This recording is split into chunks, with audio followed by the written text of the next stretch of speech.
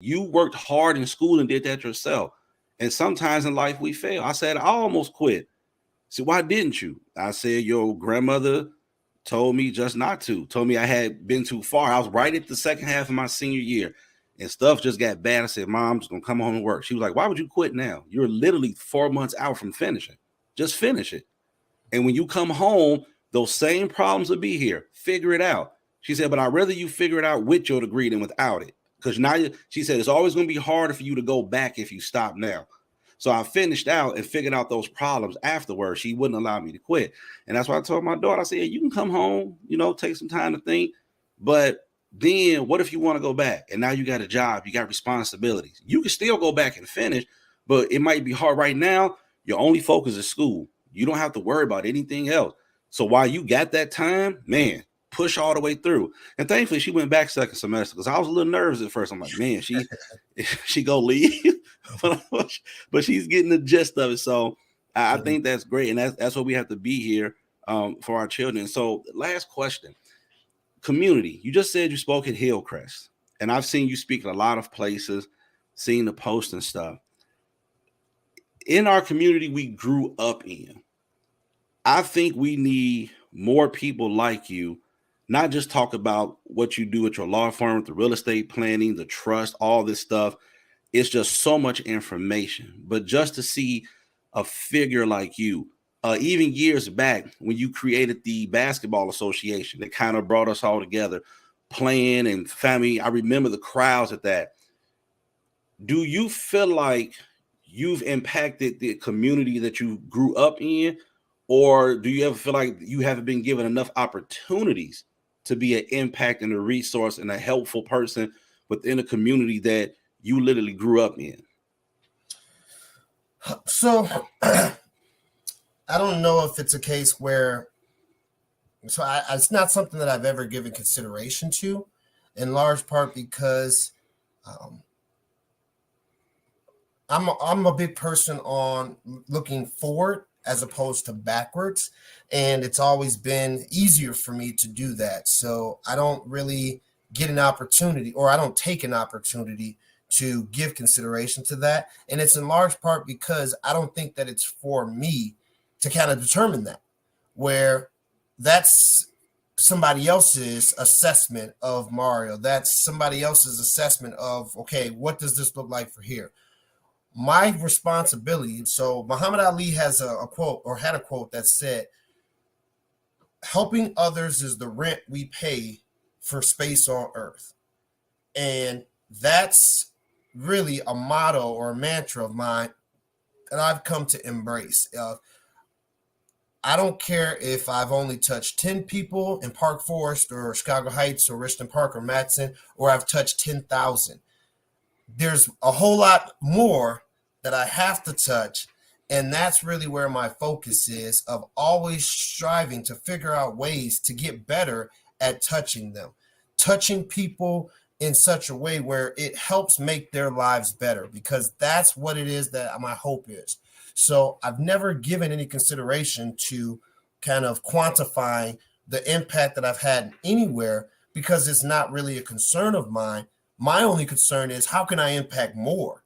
So whether it be 10 people, 1,000, or 10,000, I know that there's 7 billion people on this earth. So I got my work cut out for me, whatever the number is, and whatever happened in the past is gone. I can't change it. So now let me just start figuring out how to improve and get better at what it is that I'm doing. So I'm always trying to figure out ways to innovate, improve, enhance my message, make it cater to more people, make it more appealing, make it more enticing. And that's really what it is that drives me, because whether it was whatever the number or the impact is, that part isn't for me to really make a determination. But at the end of the day, I'm not satisfied with what it is. And I know I have a lot more work to do. So that's really the driving force of it. And that's where my commitment lies. Man, that was a great answer. I like that. That was a great answer, and that speaks to what I'm doing with this interview series. Someone asked you, "Why are you doing this?" I said, even what I do on my other thing, my testimonial Tuesday, I said, as long as I can reach one person, a couple people, it ain't really about the numbers to me. I said, And I've had people message me, man, you said something that inspired me to help me and things like that. And I said, I want to be able to bring other people on. And I know you've reached so many. And one thing I want to commend you for is I read your reviews, just over the 200 and some reviews. You're one of the first people I've seen that would get a negative review. And you went extensively into your explanation to explain thoroughly what you did, if the review was inaccurate. I try to go on Google for places, restaurants, car, any place I do business with. I always try to give a review. Sometimes those reviews may not, I don't ever get mean and nasty, but I just try to be honest. And a lot of times when I see people get the negative reviews, some of those businesses will not respond to that. They won't explain. So it kind of leaves you in that mind, okay, was this person right about that review? But you take the time to be extensive. And I thought that was great because, like you said, my name is on this. And I have now, you can easily say, oh, skip those bad ones. I got over hundreds of good ones.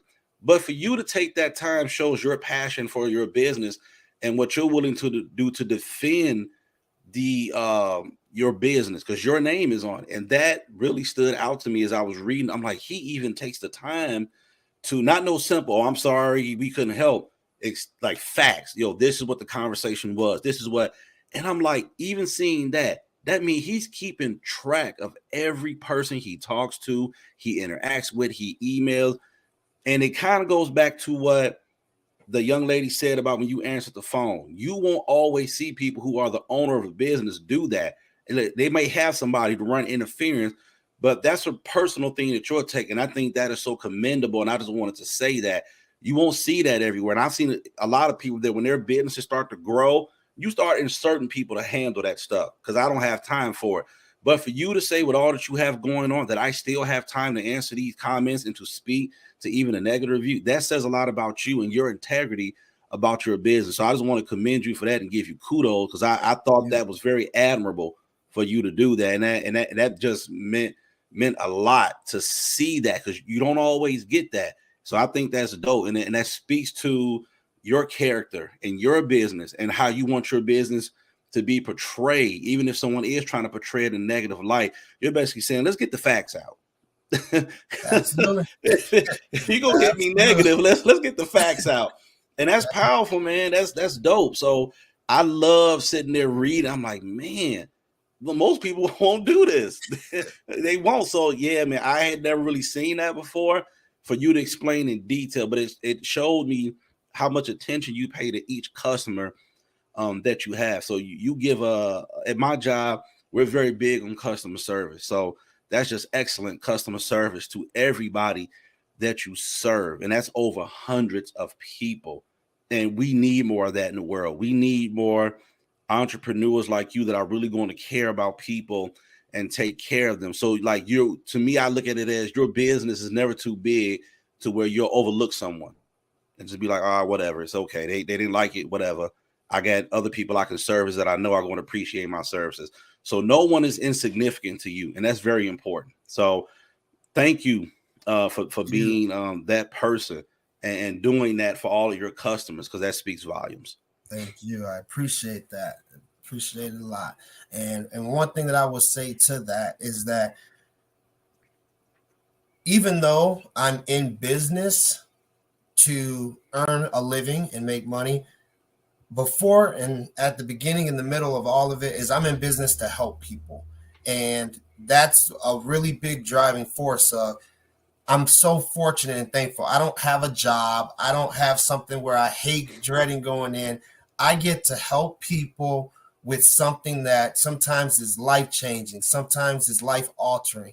And that is a privilege that not only do I get to do that, but I get compensated handsomely for doing so. So it's a true blessing. I'm very thankful. I've worked a lot of jobs in my lifetime, and I know what it means to not want to give that good customer service. But for me, it isn't so much I'm dealing with customers, I'm dealing with human beings, and I'm helping them have a human experience as best as possible. So I greatly appreciate that, and thanks for taking a moment out to share that. It means a lot for me to know that people are seeing what it is that's happening and that it's not just in vain. So thank you. Absolutely. So before we end, is there anything new that's going on with your firm? Anything that you're rolling out into this new year? Any potential expansion? Is your business going to grow? Anything that the people need to know about that maybe you haven't posted? But if it needs to stay a secret, that's fine too. But is there anything that that we just need to know that's going on with the business itself?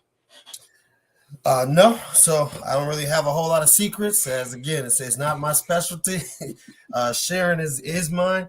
The everything that you see kind of on Facebook is really where we're at.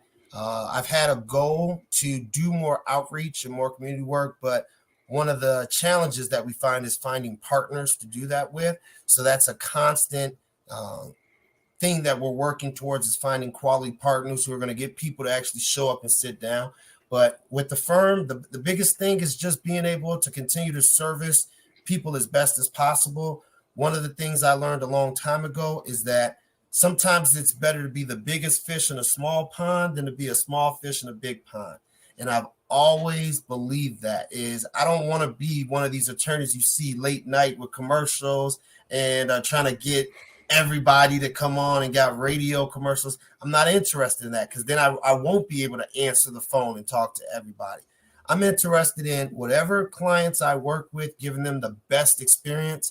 And right now, I can afford for my daughter to think she could just play volleyball whenever she wants. And that's plenty enough money for me. So I'm grateful and thankful. So no big announcements, no expansion at this moment, just striving to continue to deliver the best quality experience to anybody who thinks and decides they want to give us an opportunity. So that's all. All right. Well, thank you, sir, for taking time to do this interview. If you all want to know more about attorney Mario A. Reed, you can find him on Facebook. You can also Google him. Trust me, if you Google him, the information comes up. It's very extensive. You can learn a lot about his law firm. Please check him out on Facebook. Google him.